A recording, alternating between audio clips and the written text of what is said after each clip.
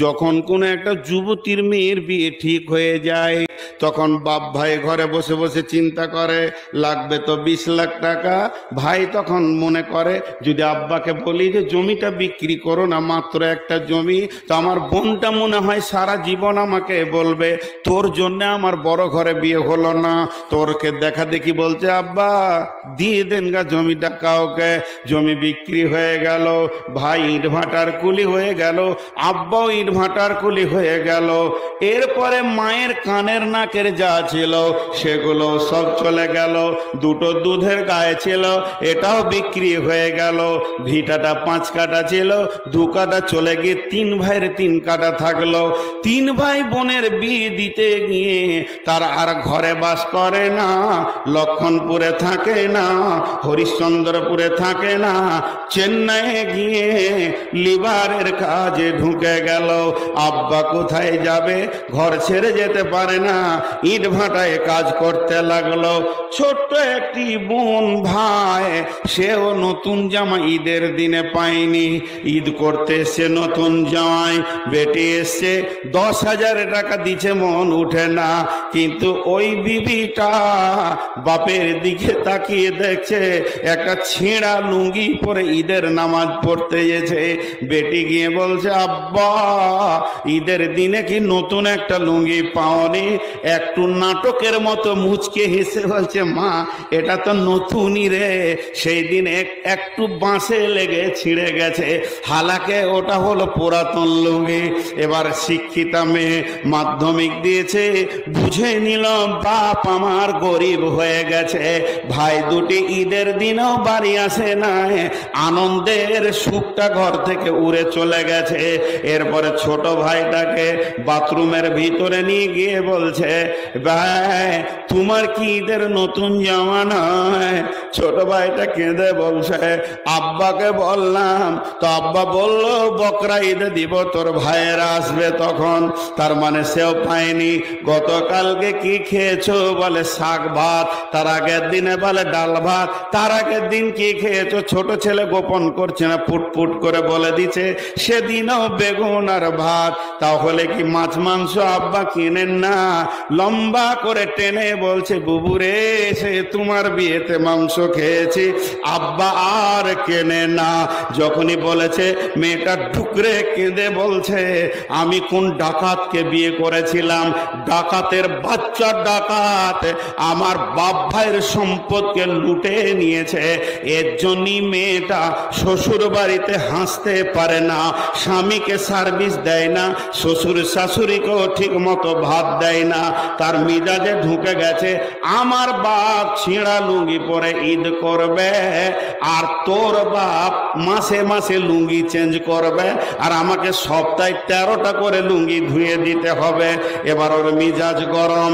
ও ছিল দোকানে, মার্কেটে পিকনিক করেছে, ওখানে বন্ধুদেরকে নিয়ে আনন্দ করেছে। রাত্রি 1:30টায় মুরগা ভাত খেয়ে যখন ঢুকছে বিবি রাগান্বিত অবস্থায়।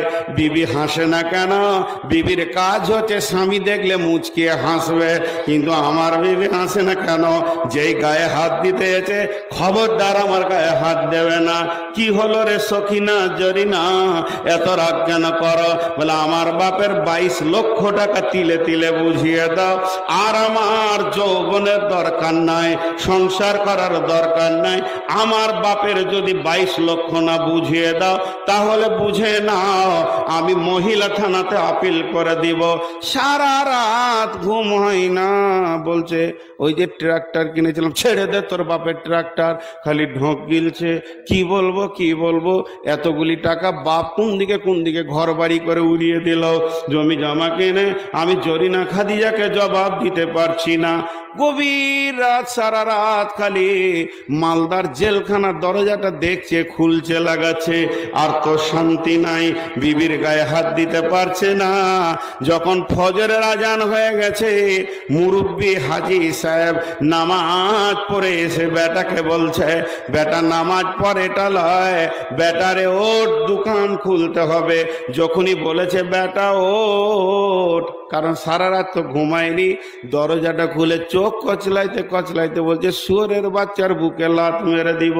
বাপকে যখনই বলেছে শুয়োরের বাচ্চা, গভীর ভাবে কাঁদতে শুরু করে দিল। বেটা হায়, জীবনেও তো আমাকে এমন বলিসনি, তোকে 24 বছর পড়ালাম, তোকে 24 বছর মানুষ করলাম, তোকে বিয়ে পাস পর্যন্ত পড়ালাম, জীবনেও আমাকে কথা বললি না, শুধু ওই মেয়েটার জন্য তুই বললি। এটা বউ হয়েছে, আজ আমার বেটা হাত ছাড়া হয়ে গেল। বউয়ের দোষ দিতে শুরু করলো। কিন্তু বন্ধু রে, এখানে আপনার 1 বিঘা জমি আছে, আমি যদি টাকা দিয়ে জমিটা কিনে নি, এরপরে যদি আপনি ধান চাষ করতে যান তো লাভ খাবেন, কারণ আপনি টাকার বিনিময়ে জমি বিক্রি করে দিয়েছেন। হে বেটার বাপ, তুমি টাকার বিনিময়ে বেটা বিক্রি করে দিয়েছ, যার বেটি ছিল সে কিনে নিয়েছে, আর তোমার বেটা নাই। ওই বেটার বইয়ের কাছ থেকে যদি তুমি পা দাবা নিতে চাও, কাপড় সাফ করা নিতে চাও, কপালে ঝাঁটা ছাড়া কিছুই জুটবে না, তোমার লাজ জুটবে। এবার লোকটা ডাকছে, মৌলানাকে ডাক, ইমাম সাহেবকে ডাক, বাপের মায়ের কি হক আছে বেটাকে বুঝিয়ে দেবে। কিন্তু বুঝিয়ে কাজ হবে না। সকাল বেলায় 4খানা লুঙ্গি আর 4 কেজি মিষ্টি নিয়ে শ্বশুর বাড়ি হেঁটেছে। দেখছে এখন জেল থেকে বাঁচতে গেলে বউ আর শ্বশুর শাশুড়িকে ঠিক রাখতে হবে।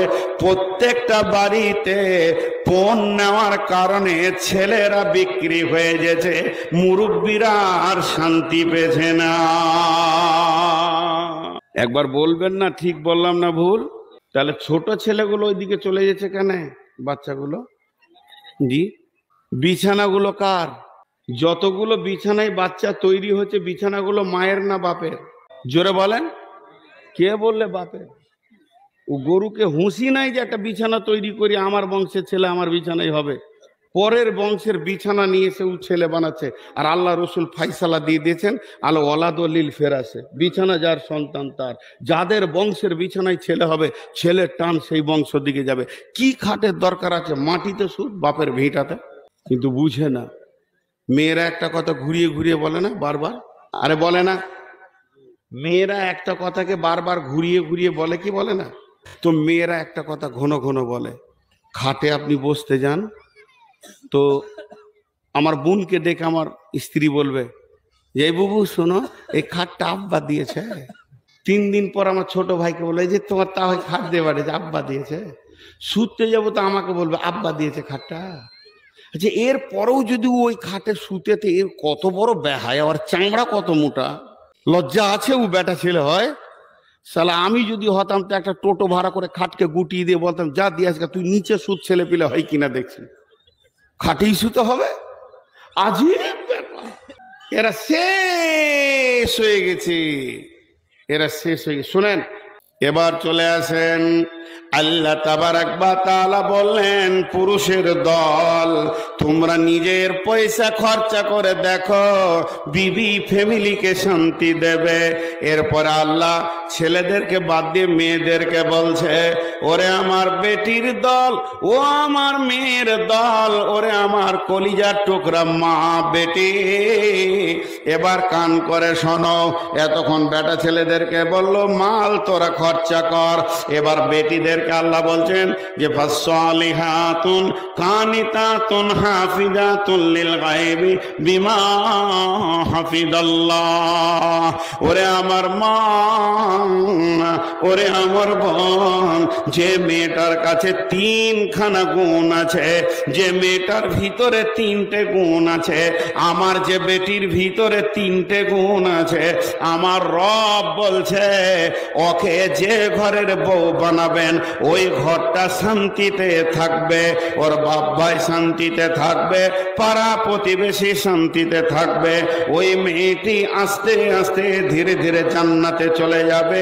পৃথিবীর বুকে যদি আপনি মনে করেন, ওরে আমার বেটি, তুমি যদি মনে করো আমাকে আমার স্বামী ভালোবাসুক, আল্লাহ ভালোবাসুক, আমি যে পাড়া প্রতিবেশীর সঙ্গে থাকবো তারাও ভালোবাসুক, আমার বদনাম যেন না হয়, ভাই আমার দুনিয়াটাও যেন ভালো হয়, আখিরাতটাও যেন ভালো হয়। তা আমার আল্লাহ বলছেন তোমাদের ভিতরে তিনটে গুণ নিয়ে এসো। তোমার ভিতরে যখন তিনটে গুণ চলে আসবে, তুমি আল্লাহর কাছে ভালো, রসুলের কাছে ভালো, স্বামীর কাছে ভালো, শ্বশুরের কাছে ভালো।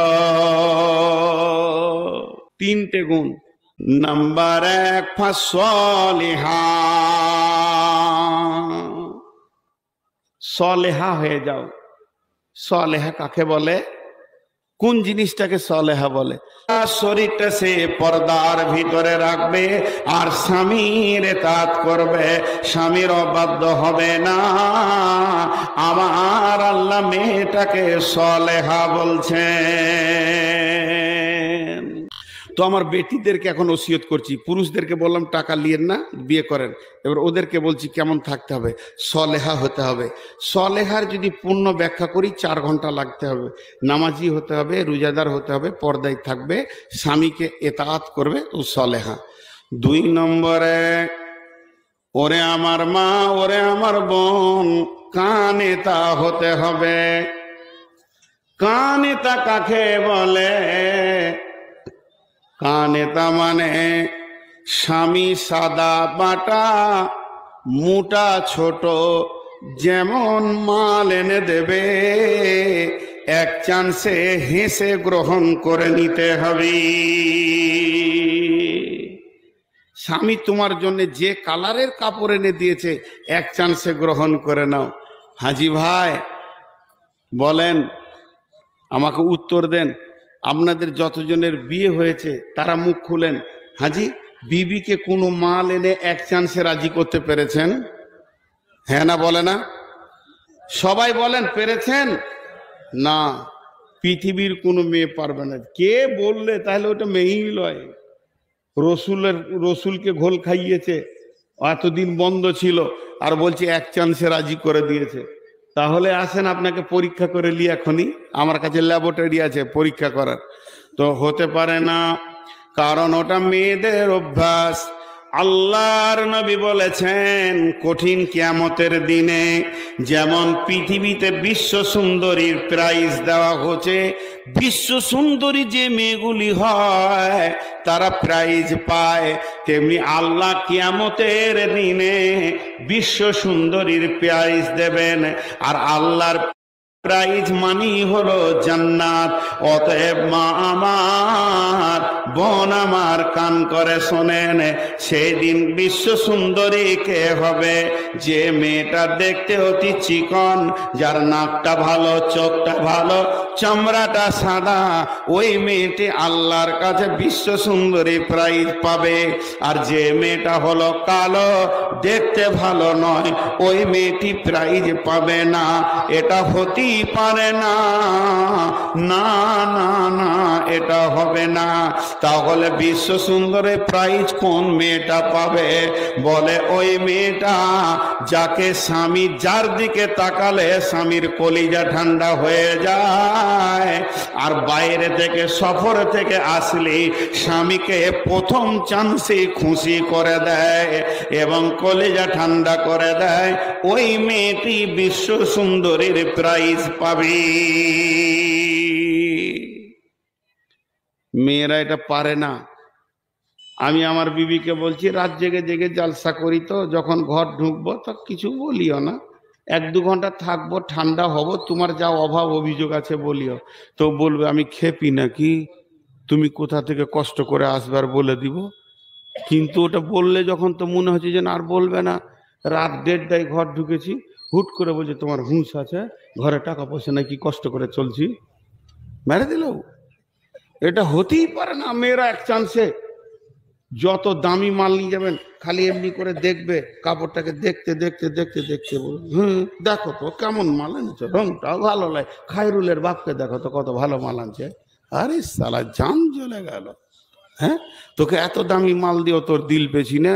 আল্লাহ রসুল, আল্লাহ বলছে তুই কানেতা হয়ে যা, স্বামী যেমন দিবে, তোকে যেমন করে সাজাবে, ওর চোখে যেমন ভালো লাগবে, তুই ফার্স্ট চান্সে হেসে কথা বল। কিন্তু মেয়েরা পারে না। জি ভাই, এ দুঃখ রাখবো কোথা? এ দুঃখ রাখার জায়গা নাই। মেয়েরা পৃথিবীর সব একই।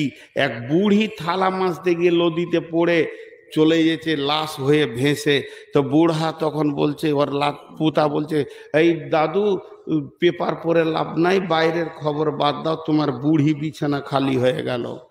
তখন বলছে মরে পড়ে গেছে নাকি তোর দাদি? বলে হ্যাঁ। বলে চলো ওর লাশটা নিয়ে আসি, জানাজা পড়বো।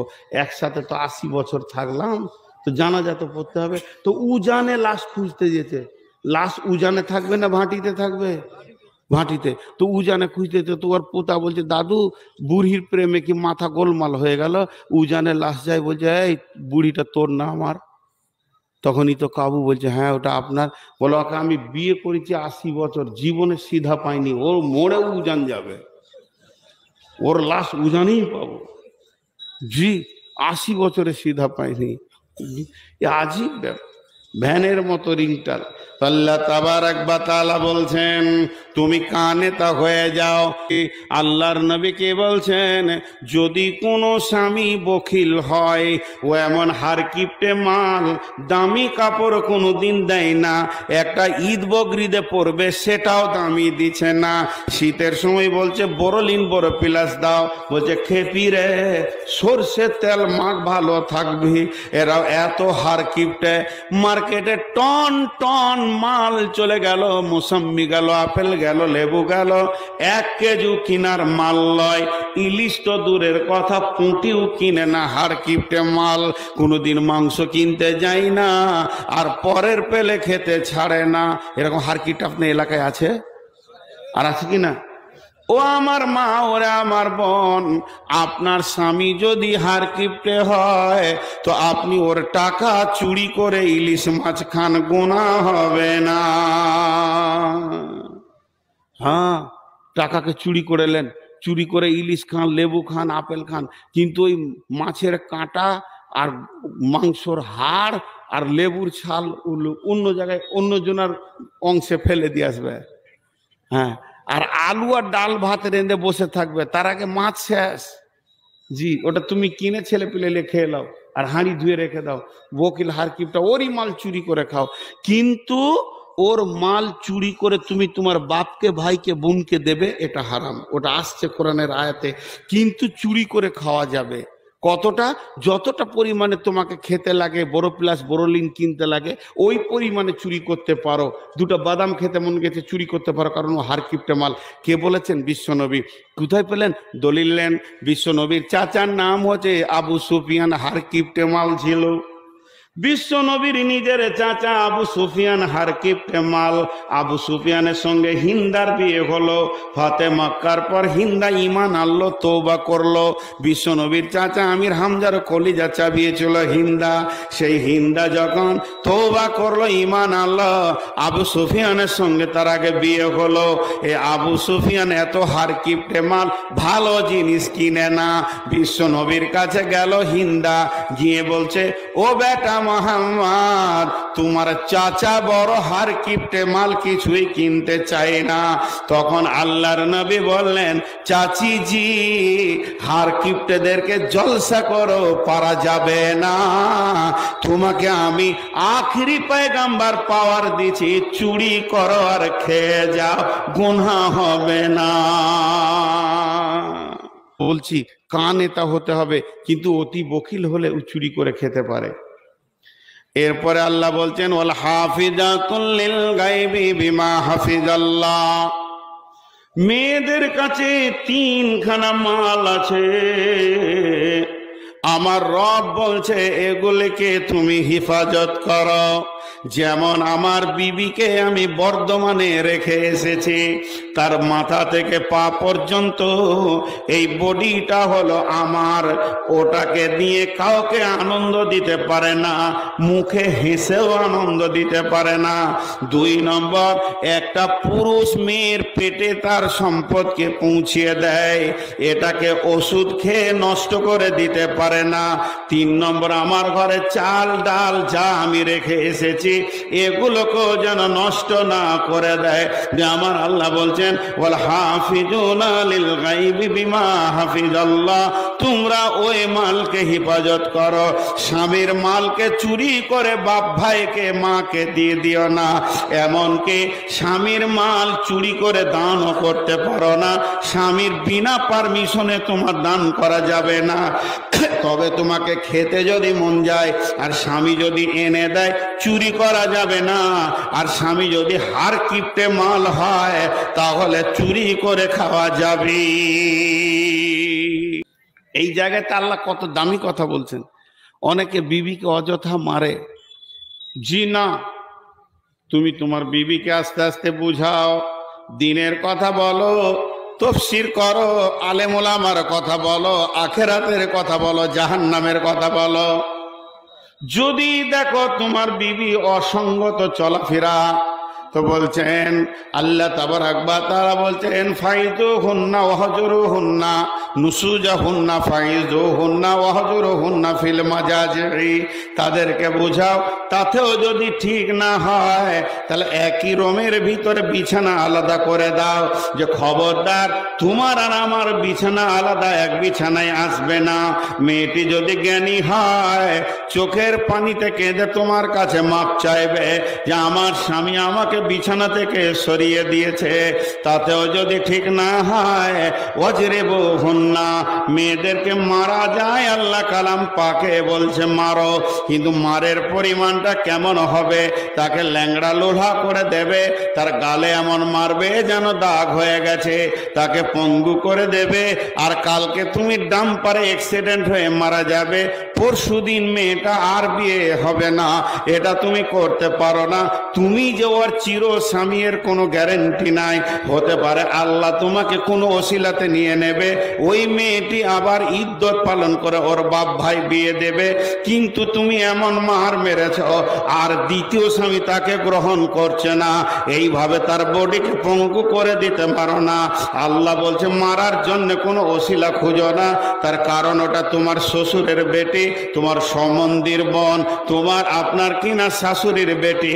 তার আগে ভেবে দেখো আমার সে বান্দি, তার গায়ে যখন তুমি মারো আমি আল্লাহর দিলে লাগবে। তবে যদি অন্যায়ভাবে মারো আমি ওর কিন্তু হিসাব করতে ছাড়ব না। এর জন্য আমার আল্লাহ বলছেন গোলাম রে, তাদেরকে জবান দিয়ে দিয়ে ওসিয়ত কর। পুরুষের তিনটে অভ্যাস আছে খুব নোংরা। পুরুষের তিনটে অভ্যাস আছে খুব নোংরা। আপনারা বলেন বলবো? আরে বলেন বলবো? পাগলারে বলে দিলে আমাদেরই মান সম্মান থাকবে। বুঝে বলেন। হ্যাঁ, ওগুলা ঢেকে রাখতে হয়। জি, একটা বলি, তার মধ্যে একটা বলবো, এই তফসিরই আছে। সেটা কি? পুরুষের ধারণা সবারই বউগুলো ভালো, আমার বউটা খারাপ। এটা বাজে ধারণা। একই কোম্পানির সব একই, কিন্তু এটা ধারণা। একটা মজার গল্প শোনায়। আমাদের ওইদিকে একজন বড় আলেম ছিলেন, নাম করব না, তাকে অনেকে সম্মান করতেন। তো মাদ্রাসা জেনারেল কমিটির মিটিং চলছে, 50-100 লোক বসে আছে, আর উনি মাঝে বসে আছেন। বিখ্যাত আলেম, বড় বড় সাইকুল হাদিসদের ওস্তাদ। তো এক পাগলা মাথা মোটা গিয়ে বলছে, জি জি বলবি সাহেব। কি হলো রে? তাবিজ দেন তো। তাবিজ কি করবি রে? আমার বউ কথা শুনে না। উনি বলছে পরশু আসবি, যা ভাগ ভাগ, পরশু আসবি।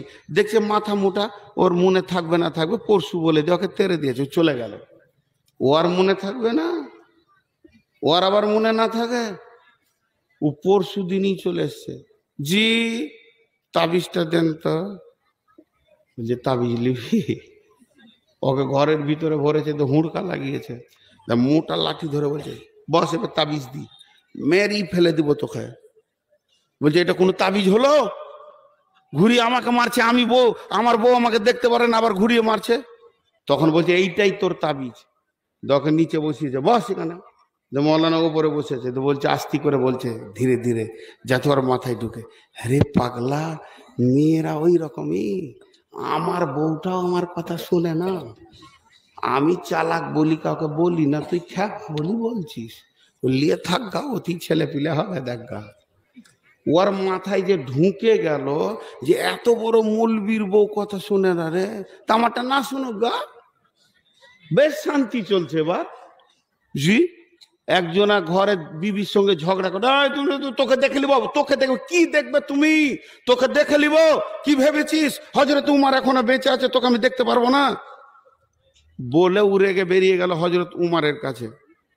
উমরের দরজায় এরকম ডাক দিয়েছে, উমর বলছে কে, আর তখন উমরের বিবি আবার উমর কি বকছে বুঝছেন, 18 লক্ষ বর্গমাইলের বাদশাহ হযরত উমর, যার সামনে কেউ দাঁড়াতে পারতো না, তো আর বিবি খুব বকছে উমরের বিবি, আর উমর চুপ করে শুনছে। তখনই পালিয়ে গেছে, মানে ওষুধ কোথা নিব, সে তো নিজেই রোগী, ওষুধ দিবে কি করে, আমার বিচার করবে কি করে, বহুকে বলে এসছে দেখছি তোকে উমরকে নিয়ে আসছি তোর বিচার করছি, কিন্তু ওই তো উমর তো নিজেই রোগী।